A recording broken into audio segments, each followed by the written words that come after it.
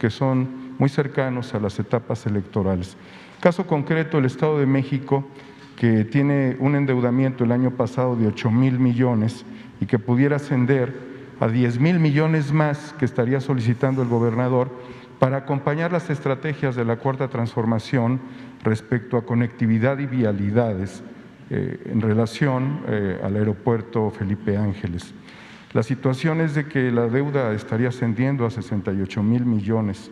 Sucede en otros estados como Oaxaca, Jalisco. Quizás el estado de Hidalgo también estaría buscando este tipo de acciones. La reflexión que le pediría yo es si es necesario que los gobiernos acompañen con endeudamiento los proyectos de la Cuarta Transformación en materia de infraestructura. Si bien la Cuarta Transformación ya tiene definida el presupuesto y no fuese necesario, y luego por la experiencia que se tiene, el mal uso de los recursos públicos en procesos electorales, al final de los sexenios, endeudamiento para los pueblos y una serie de calamidades que todos conocemos. Muchas gracias, señor presidente, por las dos. Bueno, ya hemos hablado aquí de la situación difícil de las finanzas en los estados. No, afortunadamente, es un asunto general. Hay que tomar en cuenta que aunque son pocos, no es la mayoría, pero sí hay estados que tienen finanzas públicas sanas. Es admirable el que desde hace algún tiempo en Tlaxcala se aprobó una ley para que no se contrate deuda. Es un estado que no tiene deuda. Por ley no se pueden endeudar los gobernadores. Esto es importante. Sin que exista esa ley, lo mismo ha sucedido en Querétaro, donde no tienen deuda. Acaba de terminar el gobierno, entregó al nuevo gobernador de Querétaro, Curi, las finanzas públicas sanas, y así otros casos. Sin embargo, hay estados que sí tienen problemas serios porque no han llevado a cabo planes para reestructurar sus deudas y sobre todo para evitar el sobreendeudamiento. ¿Cómo es que muchos se endeudaron, muchos estados? Porque se crearon mecanismos como los llamados PPS, que son convenios de participación público-privados. Entonces, una empresa influyente decía: yo te construyo un hospital, yo te construyo una carretera, te construyo un reclusorio y incluso te lo opero.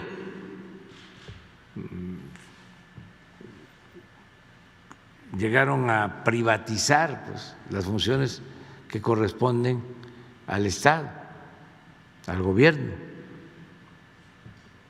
Y esas obras las hacían y los cobros resultaban excesivos, porque además de que la obra tenía sobreprecios, había que pagar intereses altísimos.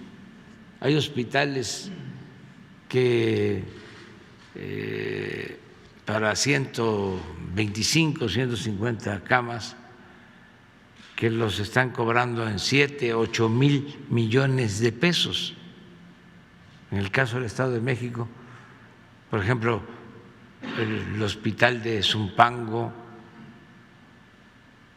deben de estar entregando 200 millones de pesos al año a la empresa y van a entregar esto durante 20 años. Entonces, todo eso pues fue acumulando deuda porque Hacienda les hacía el descuento a estas empresas que tenían influencias, les permitían que Hacienda hiciera el descuento de las participaciones a los estados. Llegó este asunto al extremo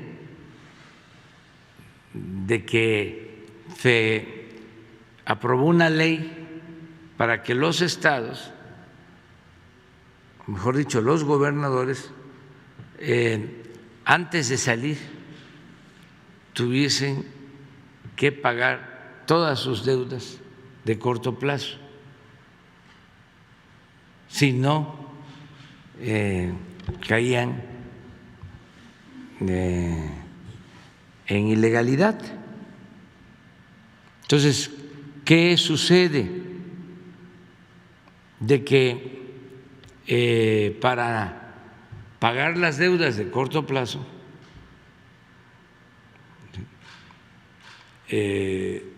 comprometen las participaciones anticipadas y el que entra no tiene ni para pagar la nómina. Es un caso, por ejemplo, de Colima, que en 3 meses solo le dejó a la nueva gobernadora el 5% de las participaciones. O sea, si le correspondían a Colima en los 3 meses, qué sé yo, 1,000 millones de pesos, le dejó 50.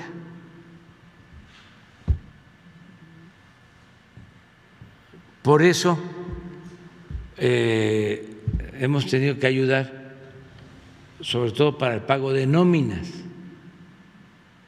Quiero también decirles que hubo la intención, que son de las cosas que no se dicen o no se conocen, pero como estás tocando el tema, tuvo la intención de hacer una reforma para quitar ese candado y que no se sancionara si no pagaban los créditos de corto plazo. Pero sí, la verdad, nosotros no promovimos eso. Se mantuvo vigente esa ley, pero sí hubo la demanda. Fue hasta curioso, aunque es un asunto muy serio, de que gobernadores que estaban saliendo habían estado de legisladores cuando se aprobó la ley y ellos habían votado a favor y lamentaban, decían ellos, que habían cometido un error, cuando no fue así, porque si no estaría peor la situación financiera en los estados. Entonces, sí hay que buscar la forma de seguir saneando las finanzas. Ya hay mucha conciencia en la mayoría de los gobernadores, de las gobernadoras. Sobre ese tema se habló ahora que nos reunimos. Hicimos el compromiso de que íbamos a ayudar para los cierres de año. La Federación ha estado ayudando, sobre todo para el pago de las nóminas y aguinaldos, que eso no se puede quedar a deber, es inconstitucional y es hasta pecado social. No se le puede retener el salario a un trabajador. Entonces, en ese caso vamos saliendo y ya no hay problema. La mayoría de los estados están recibiendo anticipos para que paguen las nóminas, los aguinaldos. Hay estados que no han solicitado ningún apoyo porque tienen recursos propios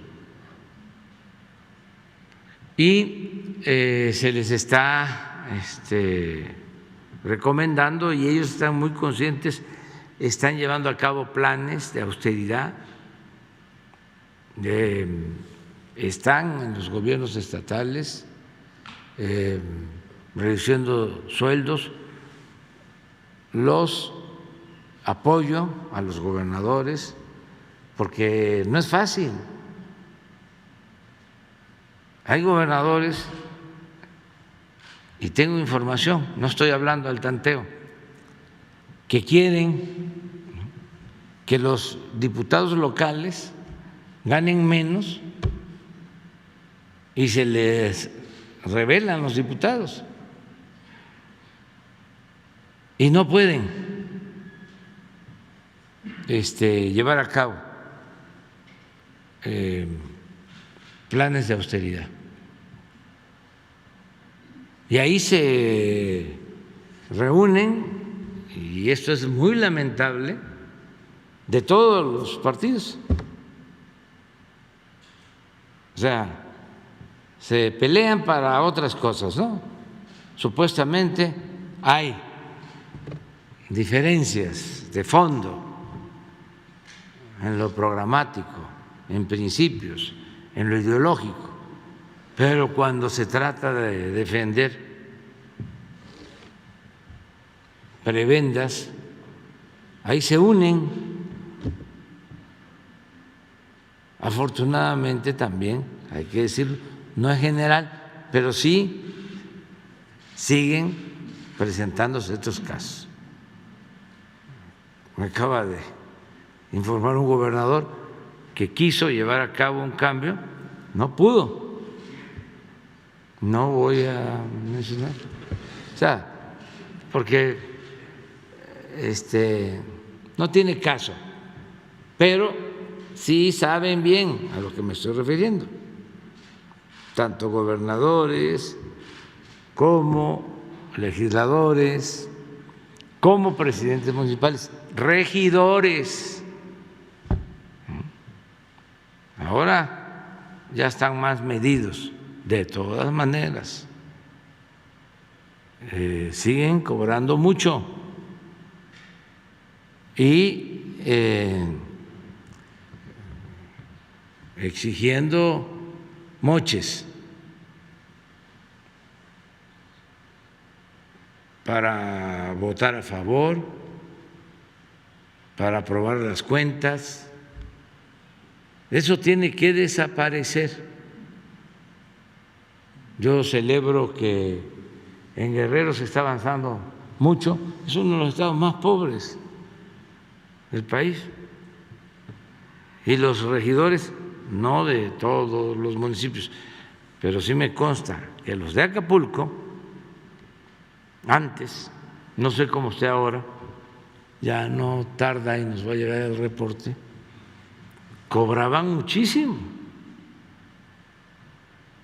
al grado que cuando había un cambio de gobierno se inscribían más candidatos a regidores que candidatos a presidentes municipales. Se llegaron en una ocasión a inscribir más de 1,000 candidatos a regidores.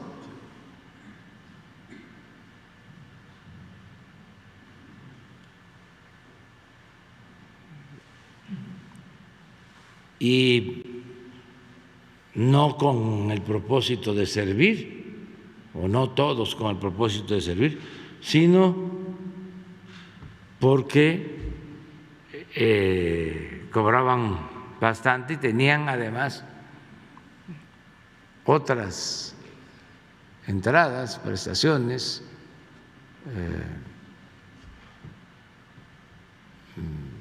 otros privilegios. En el Estado de México, lo mismo. Esto ya tiene tiempo, desde hace 40 años, 50. Ahí fue el primer estado en donde, además del sueldo, al legislador le daban un presupuesto. ¿Qué tiene que ver la función legislativa con la ejecución de obras? Si eso corresponde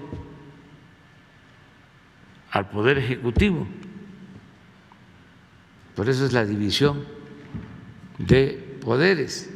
Al legislativo corresponde las leyes, la aprobación del presupuesto, pero no el ejercicio del presupuesto.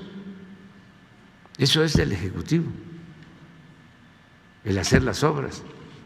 Pues acá les daban presupuesto para entregar materiales de construcción. Ese modelo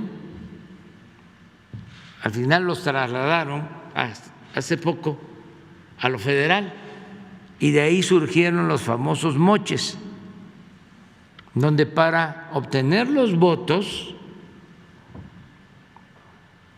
habían 3 partidas que se repartían a los diputados federales y senadores. Lo de la construcción de calles y banquetas, no sé si lo notaron algunos ciudadanos, pero habían banquetas buenas y las destruían y las volvían a construir, porque esa partida la manejaban los legisladores, la repartían. También no todos, pero bueno, en este caso casi todos.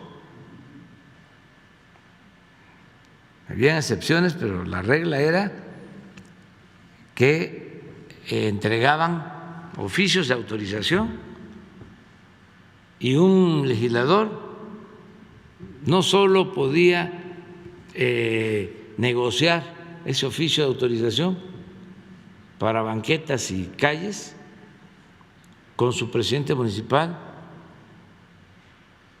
en aquel entonces con su jefe de delegación, sino podía, si era un legislador de Chihuahua, podía entregar la obra a un presidente municipal de Yucatán. O si era un legislador de Chiapas, podía entregar la obra a un gobernador de Nuevo León o a un presidente municipal de Nuevo León. Entonces, aquí tengo 10 millones de pesos, 20, nada más que me vas a dar un soborno, un moche. Si no me das un 10%, un 15%, porque ya no era diezmo, ya se habían pasado. Si no me vas a dar eso, yo hago la obra. O mejor dicho, yo recomiendo a la empresa que haga la obra. Y así distribuían lo de banquetas, calles, cultura, toda la infraestructura de cultura y deporte, la infraestructura para deporte. Entonces, venía la votación, reforma energética,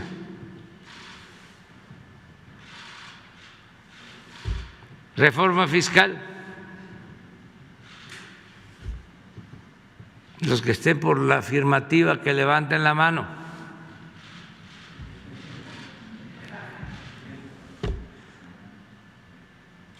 Entonces, hay que limpiar.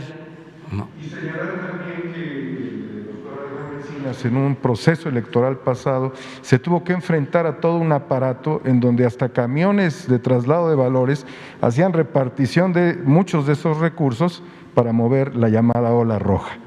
Sí. Muchas gracias. Sí. La compañía.